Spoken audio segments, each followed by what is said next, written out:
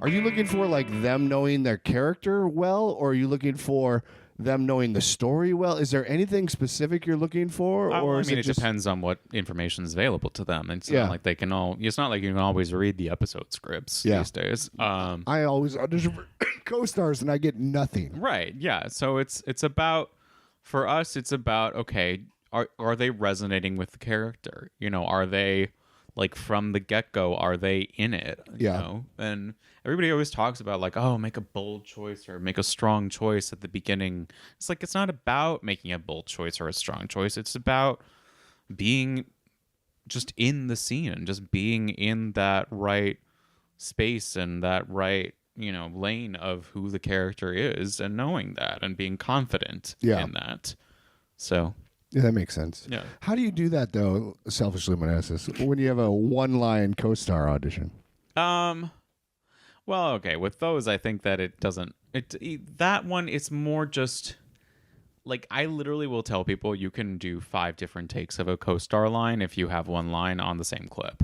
Because really? Because there's so many different ways you can go with it. I know, that's what's tough. If you have the context of it, you know, that's one thing. But even with that, it's like, you know, this way, ma'am.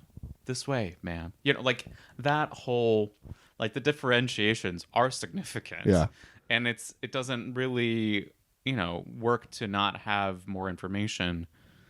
So that's why I say you can do more takes. Yeah. You know, when you're dealing with like a 3-page scene, that's a different situation. Yeah. But I would have done this way, ma'am. Right. I don't know. Maybe the guy's had a bad day. Maybe he works at, you know, a sit-down Arby's. I don't know. A sit-down Arby's? I don't know why I came up with sit-down Arby's. What is a sit-down Arby's? It sounds like an Arby's. Back to you on that one. Sounds like an Arby's that has table service. Concerning idea. Don't know that I would fund it. No. So everything we've been talking about, you were talking about how your office is sort of collaborative. Are all you sort of jumping in this, or are you each divvied out each guest star or each episode? Or well, okay. So I run point associate on certain projects, and then our other associate runs point associate on her project. It's a fancy business term that I don't know what it means. Well, it just means that I'm the associate on the project. Oh, like, got it. I'm the listed associate on like Yellow Jackets. Got it. And you know, our Netflix show that I'm sort of working on right now, The Core, like those I am the associate on. Yeah. And Sam is the associate on other TV shows. Got Jimmy it. and Libby are on all of those shows, but you know, I'm not on Sam's shows and she's not on my shows. Got it. So there is still a division of labor in that sense, because we do handle the day-to-days more. And the details and the paperwork. But this early, it's you rather than Junie and Libby. No, I mean, it's a collaborative situation. Okay. You know, if there's a, you know, I'm going to be handling most co-stars, and if it's like an episode of the week's guest star, like they might be invested and want to look at the submissions. Yeah. You know, but sometimes they're just like, you handle it. Got it. Whatever. Okay, so those 60 people send in their guest star tapes. You see the people that are invested in their character and know the story and are on top of it. Yeah. Didn't necessarily take a bold choice, but maybe they did. Yeah. Probably had slate shots they didn't need. Right. How many do you pick? I feel like that. What's that? You mean how many tapes do I send on from that? Yeah. Well, I was going to say you probably don't do a lot of with self tapes. You're not doing a lot of callbacks, are you? For that co-star guest star? No. So you're probably. I mean, if it's a co-star or a guest star these days, we haven't really had situations where callbacks have been needed. Yeah. You know, for recurring guest stars, people have been more likely to do callbacks at the end of the day. Yeah. But it still doesn't always happen. When I cast season 3 of Truth Be Told on Apple, we didn't do a single callback the entire season. Wow. We just cast directly off tape. Yeah, I love it. You know. So how many are you sending on then from the 60? It depends. Sometimes it's like 15. Sometimes really that many. Yeah, I mean, you know, if we feel good about the work and we feel good about sending the tape on, then it can be as many as we want. You know, it doesn't. Yeah. And you know, we'll send like our favorites first, but if they want to see more, then we at least have more available. Why they would want to see more than 15? You'd be surprised. Really? That's fascinating. Certain producers want to feel like they've seen who is out there. But why? that seems so counterintuitive to me. Why would they even hire you then? Like they can cast at the fucking.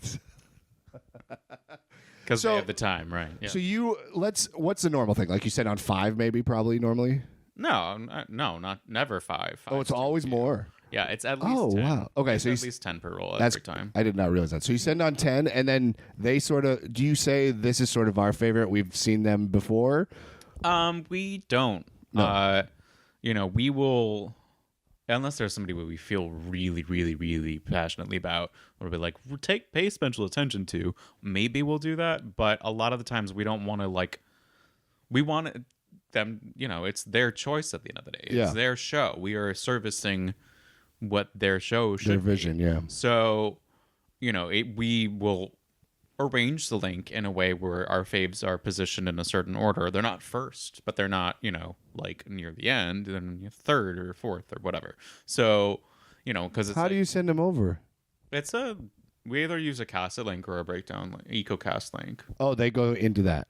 Yeah, but it's it's like a link that we generate. It's our side of how that all looks. Like we can do that. Got it. Didn't know that, stuff, but got it.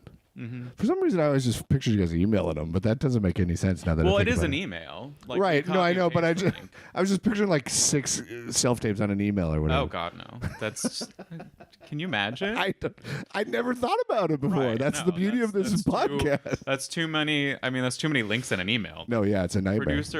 Producers would be like, "Can you condense this?" Yeah, like they want things as streamlined as possible at the end of the day to make it easier for them to click onto something and be like, okay, like I like these people. I'm getting the sense they never say we don't care. Just give us one. Very, very, very, very infrequently, if ever. I don't think that happens. I mean, sometimes like they won't know who they want at the end of the day, and they ask for more of our guidance, and that's when we jump in and say you should hire this person. Okay. And they trust us and they say okay, and that we go from there. But for the most part, they will still pick people no matter what, because they always have a vision in their heads. Yeah. So